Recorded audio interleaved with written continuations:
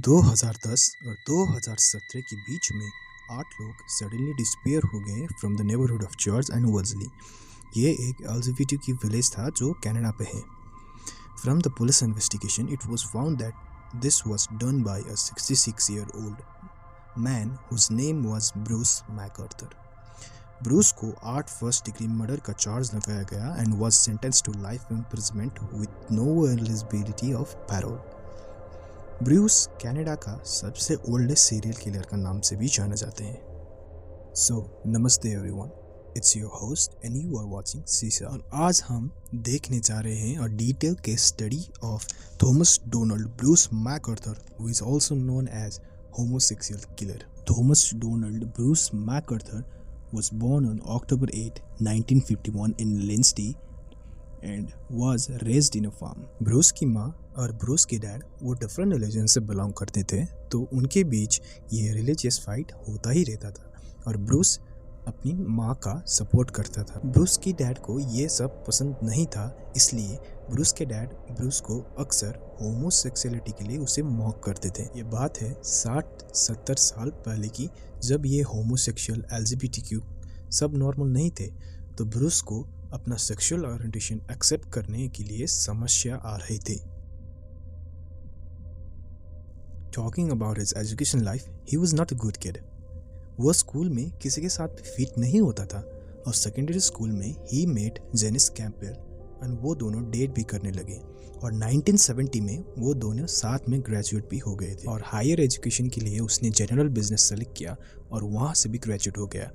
At the age of 23, he got married to Janice Campbell.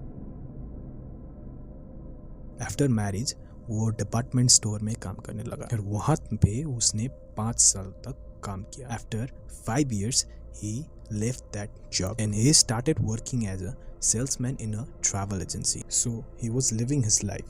And in mid 1970s, Bruce के पापा का brain tumour diagnose हुआ और उन्हें नर्सिंग होम भेज दिया गया। इस समय में ब्रूस की mom started dating another guy and Bruce was really disappointed. And now Bruce became more close to his father. But something happened that Bruce didn't expect. His mom died in 1978.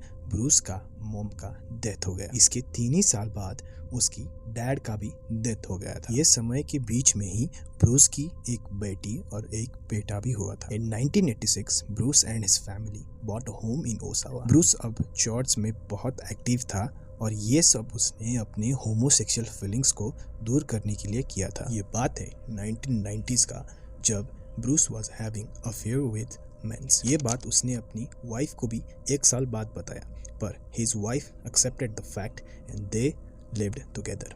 कुछ साल बाद 1993 पे Bruce का cloth threading employment came to an end. उसका cloth threading का business बंद हो गया था और उसे अब फाइनेंशियल प्रॉब्लम्स होने लगे थे। इन 1997 उन्होंने अपना घर गिरवी रखकर लोन लिया। This decision didn't go well with their family. They decided to get separated. So now Bruce and his wife got divorced. Bruce अब एक विलेज पे मूव हो गया था जो टोरंटो पे था। उस विलेज का नाम था ओशावा और ओशावा में उस वक्त कोई गे कम्युनिटी नहीं थी। उस वक्त ब्रूस एक मेल के साथ भी रिलेशनशिप में था और वो एक एंटी डिप्रेशन भी लेता था। इसकी कुछ ही समय बाद इन 1999 Bruce was declared bankrupt. That means he had no money, no balance in his account, bank account, so he couldn't pay his loans. अब ब्रूस की क्रिमिनल स्टोरी शुरू हो रही। The date was October 31st, 2001. Who was Mark? Mark was famous actor and model of that time. Bruce, they were going to his apartment and after reaching the apartment, Bruce started attacking Mark with iron pipe. He attacked Mark until he was unconscious and then Bruce flew away. So Bruce भाग गया था। घंटों के बाद जब mark उठा तो उसने इमीडिएटली पुलिस को कॉल किया और बता दिया कि ब्रूस ने उसके साथ क्या क्या किया। So the police, they started searching for Bruce and they even caught Bruce within short period of time. Then the Bruce was charged with the case of attempted murder. Bruce को court में 2 साल की सजा दी गई, but Bruce was denying the fact and वो कह रहा था कि उसने तो कुछ किया ही नहीं है। वाह भाई वाह, क्या बंदा है। पहले तो औरों को मारो, फिर जब कोर्ट में सज़ा मिलती है तो बोलो मैंने तो कुछ किया ही नहीं है। सो मैंने कहा था कि वो एक एंटी डिप्रेसेंट ले रहा था, so he was unfit for the jail, ऐसा कहा गया और उसे जेल नहीं भेजा गया। So he was in house arrest for 3 years now। So ये बात है 2002 की। while assault case was still pending on Bruce registered with Raycon। So Raycon क्या है? Raycon एक गे डेटिंग ऐप था for men into BDSM। He was also active in other gay dating apps. ये बात है 2011 की, जब ब्रूस एक 19th फ्लोर अपार्टमेंट में रह रहा था। So he used to visit regularly on gay bars. So he was established as a gay member in Toronto। In 2010, 2 men went missing mysteriously, and police suspected that they were murdered because no body was found and no evidence were found. And the case was closed until 2012 when a man posted in a cannibal web that he had killed an eaten man in Toronto. Police thought that this was the guy that killed 2 people who went missing. By the way, the people who went missing were Navaratnam and Kaya. So the police investigated this guy, but they found no evidence. So the case was again closed। Missing person का investigate करने के लिए एक task force बनाया गया था और उस टास्क फोर्स का नाम था project Houston. By June 2013 project Houston had identified 2 other missing person, और वो भी साउथ एशियन इमिग्रेंट्स थे जो चर्च एंड वेल्सली के नेबरहुड से गायब हुए थे, और वो भी 2010 और 2013 के बीच में। इसी बीच में पुलिस को ब्रूस और मिसिंग नवरत्नम एंड कायन के बीच में लिंक मिल गया और वो ब्रूस को पूछताछ करने लगे। सो ब्रूस ने इंटरोगेशन में ये बताया कि नवरत्नम और ब्रूस मोस्टली गे बार में मिलते थे, but he denied the fact that he was in relationship with Navaratnam. और बात करें कायन की तो ब्रूस सेड दैट उसने कायन को काम पे रखा था और उन दोनों के बीच सेक्सुअल रिलेशनशिप भी था। प्रोजेक्ट हॉस्टन को मिसिंग केस का कोई भी एविडेंस नहीं मिल रहा था and it was concluded that उनके पास कोई भी सबूत नहीं थे, so they couldn't explain this case. ये बात है June 26, 2017। Andrew Kinsman disappeared near his residence after attending Pride Toronto। June 28 के इवनिंग में एंड्रू को दोस्तों को उसका अपार्टमेंट का एक्सेस मिल गया था। सो when his friends reached his apartment, there were no disturbing scenes। Everyone knew that Andrew had a stable and a happy life। So उसका ऐसा disappear होना नॉर्मल नहीं था, even without notifying anyone। सो इसीलिए Andrew के दोस्तों ने उसका मिसिंग रिपोर्ट पुलिस में कर दिया। Andrew was outgoing person and he was very active in social media, पर उस दिन प्राइड टोरंटो के दिन, that means on June 26, his phone was switched of.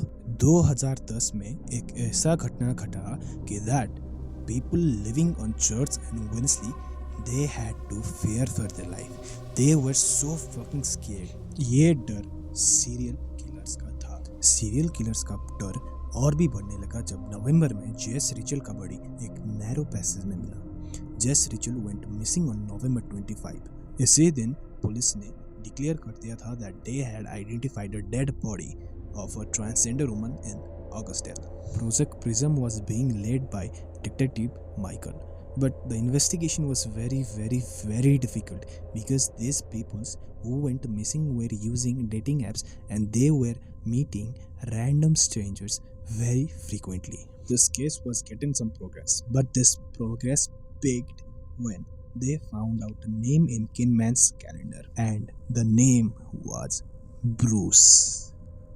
So Kinsman's का कैलेंडर में ये पाया गया है कि on June 26 they were scheduled to meet. और please note that the last time Kinsman's was seen it was on June 26। So police को कुछ इन्फॉर्मेशन मिल गई थी, so focusing on that they started working on the case and now they started collecting CCTV footage. अब police को एक CCTV footage मिला। इस सीसीटीवी फुटेज में एक इंसान रेड व्हीकल में आता हुआ दिखा और वो इंसान ब्रूस से मिलता जुलता था, पर सीसीटीवी फुटेज में वो कार का लाइसेंस प्लेट नहीं दिखा because it was not clear. The CCTV footage were not that clear. CCTV footage से ये पता चला the car that he was driving was 2004 model Dodge Caravan.